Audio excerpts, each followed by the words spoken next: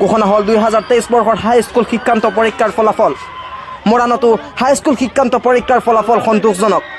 মৰাণ উচ্চতৰ মাধ্যমিক বিদ্যালয়ৰ ছাত্ৰ ঋতুৰাজ বৰকটকীৰ 10ম স্থান লাভ। হাইস্কুল শিক্ষান্ত পৰীক্ষাৰ ফলাফলত ঋতুৰাজ বৰকটকীয়ে 10ম স্থান লাভ কৰি আনন্দিত হৈ পৰিছে। ঋতুৰাজ বৰকটকীয়ে 97.5% তথা সৰ্বমুঠ 587 নম্বৰত লাভ কৰিছে।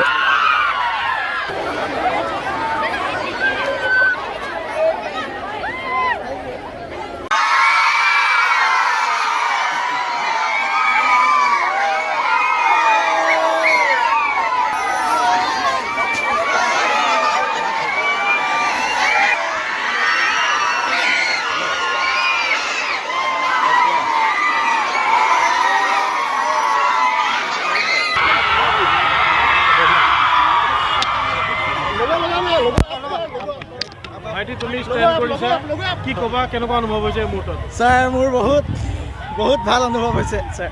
মই ভবাই নাছিলোঁ এনেকৈ ষ্টেণ্ড কৰি যাম বুলি। তুমি 10ম স্থান দখল কৰিবলৈ সক্ষম হৈছা? হয় ছাৰ। আগলৈ কি পঢ়িবা তুমি? আগলৈ মই 11-12ত ছায়েন্সতে ল'ম বুলি ভাবিছোঁ। তাৰপিছত মেডিকেল লাইনত যাম বুলি ভাবিছোঁ। তুমি যে আজি ষ্টেণ্ড কৰিলা, তুমি গোটেই শ্ৰেয়টো কাক দিবা? কোন তোমাৰ প্ৰেৰণা কোন?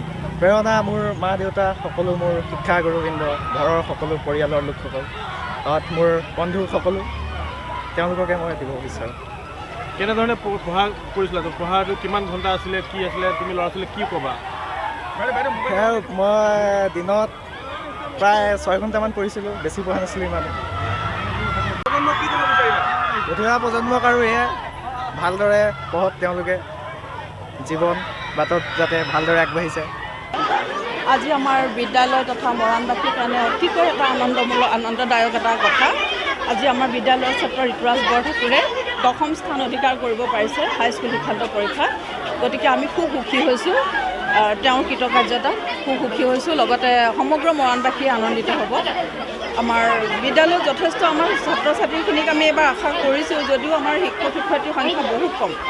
আমাৰ স্কুলত শিক্ষক শিক্ষয়িত্ৰী বহুত কম। তাৰ মাজতো যে আমাৰ এজন ছাত্ৰ ইমান সুন্দৰকৈ উজ্বলি উঠিছে, তেওঁৰ আমি উজ্জ্বল ভৱিষ্যত কামনা কৰিছোঁ। আৰু তেওঁক ভৱিষ্যতে আমি আৰু এজন ভাল আৰু আগবাঢ়ি যোৱাটো আশা কৰিছোঁ, এজন সুনাগৰিক হোৱাটো আশা কৰিছোঁ। বিদ্যালয়ৰ কাৰণে তেওঁ গৌৰৱ কঢ়িয়াই আনিছে, আমাৰ অঞ্চলবাসীৰ কাৰণে গৌৰৱ কঢ়িয়াই আনিছে।